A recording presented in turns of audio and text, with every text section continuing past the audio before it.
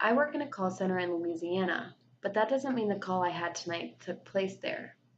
I'm sorry. I didn't see what state it was calling from or what the phone number was. I can't even call the police to tell them what happened. I'm still shaking as I write this because I can't get it out of my head.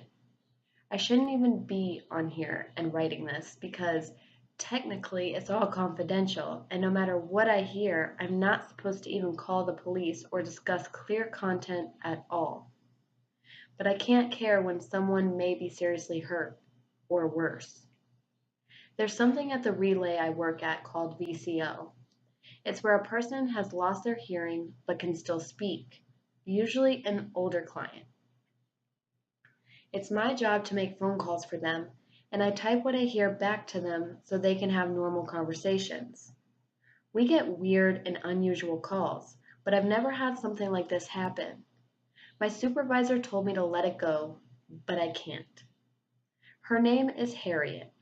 I know I've probably spoken to her before, but I can't remember where she calls from. She's got a southern accent, but it's not Orleans.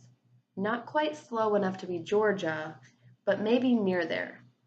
She called in and her sweet little old voice asked me to call a number, which I did, and that's where everything got scary. Her friend Mabel answered the phone, and the following was the conversation. Keep in mind I have to type everything verbatim, but I'm summarizing it here. Mabel: "Oh, Harriet, thank God you've called me back. I think there's someone in my house. The window in the kitchen is open, and I don't remember putting it that way this morning. In fact, I'm absolutely sure I closed it fully before I went to bed last night, and I haven't been home all day to open it. The screen is hanging off of it, too. It looks like someone tried to break in." Harriet: "Are you sure, Mabel? Harry didn't come over today?" Mabel: "Harry's on vacation with his family at Disneyland right now. It can't be him. No, the screen is hanging off and the window is wide open. I wouldn't have noticed it if I hadn't come in here. Listen, I'm closing it now, but will you stay on the phone with me while I check around the house to see if someone is here?" Harriet: "Of course, Mabel." Mabel: "Thank you, Harriet." Oh! I froze in fear for a moment, thinking I was about to hear a murder. Mabel: "Damn thing, so hard to close with arthritis." "Okay, Harriet, I'm gonna put the phone down now and go check around. Hang on."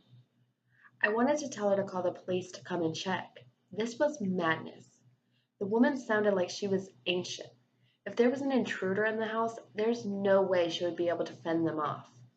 I strained my ears as much as I could hear for sound, but I didn't hear a single peep from Mabel's house to report. Whenever I'm on hold waiting for something, I need to type "holding" every 60 seconds so the caller doesn't think the line disconnected. I was so busy listening that I kept forgetting, and Harriet kept having to ask me if it was still there. I hated it when she talked because it scared me each time, because I was paying so much attention to Mabel's line that I almost forgot Harriet was there. I heard a click and panicked. I thought Harriet had gotten fed up with the sporadic reporting and disconnected the call to get someone else. I looked up to note the line was still connected, sent her another "holding," and listened intently. I felt like someone else was on the line with me, but Mabel didn't seem to be answering.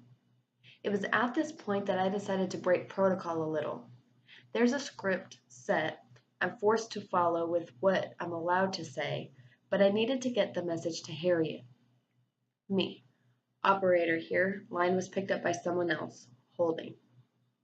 Harriet: "Who's there? Mabel?" Operator here. Holding. "Is someone on the line? Hello?" Mabel: "Hello? Hello, Harriet? Hello?" Harriet: "Mabel, honey, who's there?"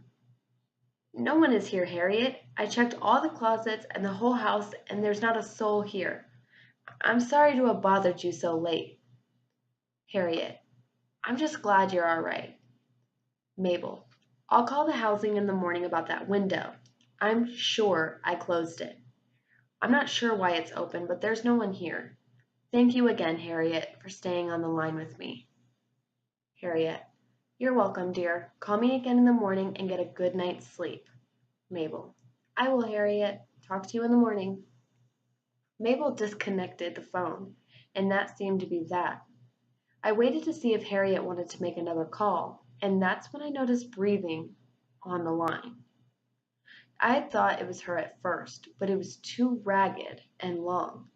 Not the shallow breathing I'd heard from her when I was waiting for Mabel to come back. If a caller doesn't respond in a certain amount of time, 30 seconds, I type operator here. Are you there? I'm supposed to disconnect after 3 times of that, but I waited until the 5th to call over my supervisor. He'd just come over and plugged in his headset in time to hear fast, stomping boots, like someone was running, and a scream that still shakes my nerves and makes me sick to my stomach. I had to cover my mouth to keep from screaming too, as my supervisor took control of the call. Supervisor. Supervisor here, are you there? There were horrible noises in the background. Noises of tussle, of banging and dragging. Supervisor here, are you there? A horrible noise that sounded like someone choking while trying to yell.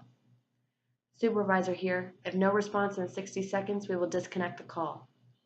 Footsteps and the sound of my own sobbing through the headset.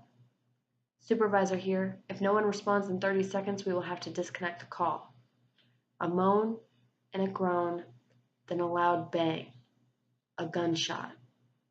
Supervisor here, if no one responds in 10 seconds. Someone hung up the phone before my super could complete the transmission. We both sat there in stunned silence. I realized the breathing I'd heard wasn't coming from Mabel's end. It was coming from Harriet's end. If you know someone who uses Relay, please tell them to reach out. Please.